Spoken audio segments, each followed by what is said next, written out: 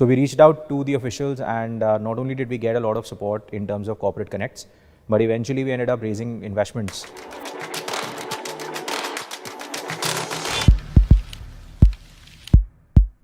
Hi, so my name is Raman Talwar. I'm the CEO at Simulanis. We at Simulanis are creating virtual reality and augmented reality applications for industrial training. So we do so across industries such as pharmaceutical, manufacturing, automotive, oil and gas, energy, utilities and other sectors. I started this idea in 2013 when I returned from the UK. I studied there as a chemical engineer and then worked there within the industries, particularly pharmaceutical manufacturing, where the problem which I had seen was that whenever a new person joined the company, he was always given a stack of papers to read, which we called as the standard operating procedures. I realized that it was very difficult for a new person to read all of those documents and go to the plant shop floor and execute all the activities as written on the paper. So that was the genesis of the idea, and the entire idea was to gamify the entire standard operating procedure document so that we could create it into a visually stimulating piece of work, which eventually could enable the people to learn better and retain their knowledge for much longer. So we started out by doing so across on desktop platforms.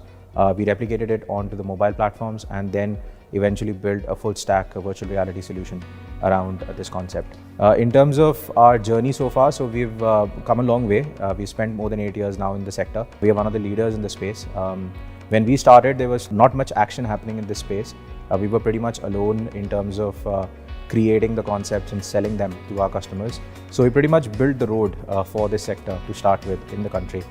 And over the years, we've had a great amount of work which we've done, and we've got a great amount of credibility as well for all the work which we've done over the years. We won the National Award in 2017 from the Ministry of Skill Development, which basically commemorated all the work which we had done in the skill development ecosystem. So now going forward, our plan is to scale up our offering and essentially work across in the skill development ecosystem and leverage XR technologies for skilling, because we believe that this is the answer to the problems of inaccessibility and ensuring that everybody gets access to learning environments, which is not typically possible. So this is in a nutshell of what we do. So we got to know about the incubator in 2018, and we researched about the ways they could support us. So at that time, we were already a growing company at that stage. So we reached out to the officials, and not only did we get a lot of support in terms of corporate connects, but eventually we ended up raising investments from corporate venture capital hubs through them. So definitely that's been a big plus.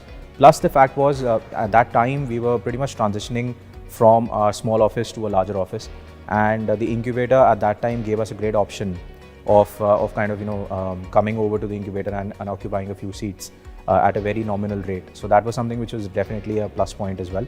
Plus the infrastructure around the campus, it really meant that even our product development activities got accelerated as a result of it. So definitely the incubator had a lot of advantages for us to offer at that time.